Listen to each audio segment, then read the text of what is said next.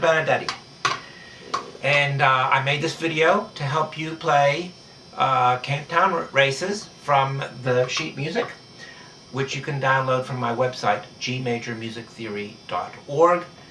You will need to go to First Pieces to download it, and then we can work on together on playing it. Now I'm going to assume that you've already looked at, or you can do, Hot Cross Buns and Jingle Bells, and those are pieces for the right hand only, and new for this time will be left hand, notes played with the left hand. So what I need to show you now is the fingers for the left hand. We'll be using pretty much all 5 fingers. Finger 1 is the thumb again, as it was in the right hand. 2 is pointer, 3 is middle finger, 4 is ring, and 5 is pinky, as in the right hand. It's not as straightforward as it may seem, however, because let me show you. Looking this way, we tend to want to go left to right and number things left to right. And in a pinch, when you're looking at music and having trouble, you're going to start thinking, oh, that's finger number 1, 2, 3, 4, and 5. Well, that's not right. The finger numbers do not go left to right in the left hand. Instead, they go symmetrically between the hands. 1, 2, 3, 4, and 5. So, what we need to do now is see how we're going to place both hands on the keyboard. So let's have a look at the keyboard. As before, we're going to look for a C on the piano, and we're going to find it by looking for 2 black keys together and going immediately to the left. Now, we will be using the middle C on the piano, not just any C. And as before, we're going to put our thumb on that C, except this time it'll be our left thumb. Now, if this is C, then this must be B, because the alphabet will be going left to right. And if this is B, that is A. So the alphabet will start here on A, B, C, and so on. Then we go into right-hand notes that we're already familiar with. Now, the thumb will go on C, second finger B, third finger A, fourth finger now is a G. Well, we have no letter that goes before A in our alphabet, and the letters in the musical alphabet go to G and then repeat. So this will be a G, and then down from G is F, which will be played with finger number 5. These letters going backwards, C, B, A, G, F, well, we don't normally say the alphabet that way. So it might be a good idea to practice those a few times so you get used to those letter names. C, B, A, G, and F. We will be using both hands now on this piece, and the right hand will go where it was before.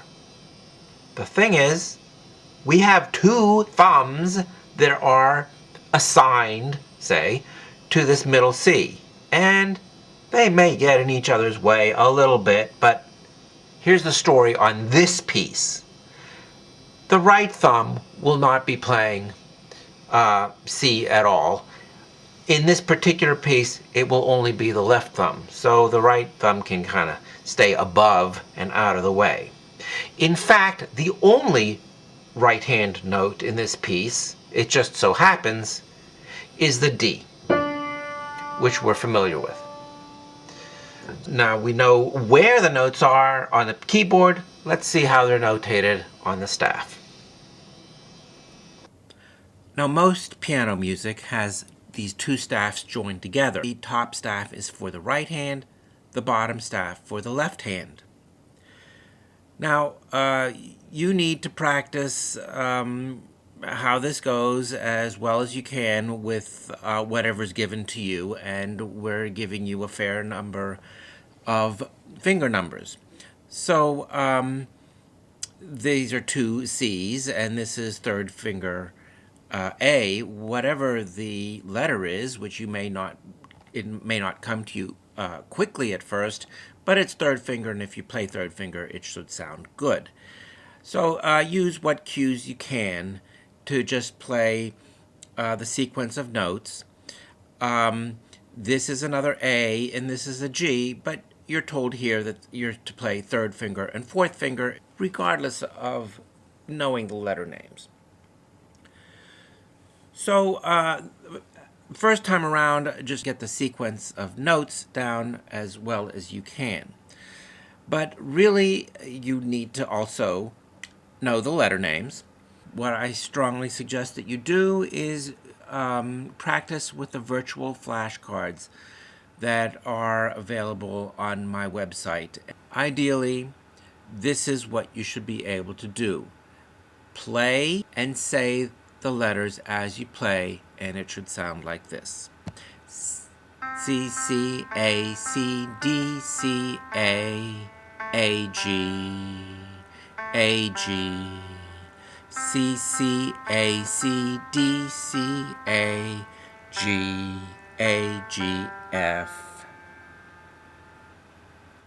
Then there's, we need to be careful about the rhythm.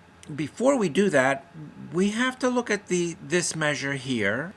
Here we have a quarter note. We're familiar with that. That's a beat long. And a half note with a dot on it. Every measure must have 4 beats in it. And if this is 1 beat long, then this has to be 3 beats long. Now we're used to half notes being 2 beats long. So it must be the dot that adds that extra beat to this half note.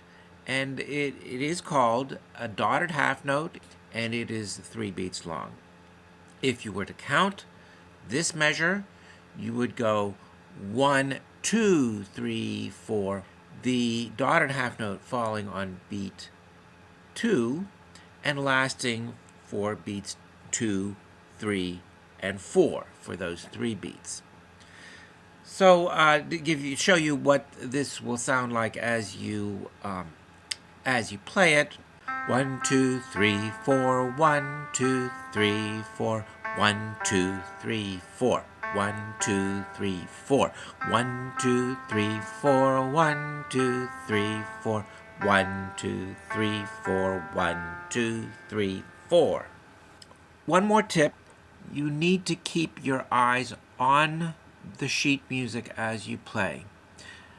These pieces are not very long, and you will probably be able to memorize them pretty quickly. But you've got to refrain from looking at your hands, because if you look down and the pieces will be getting longer, you're going to lose your place on the page. So do as much as you can by feel and look at the sheet music, not at your hands. So if you can play this piece in those ways, well, congratulations.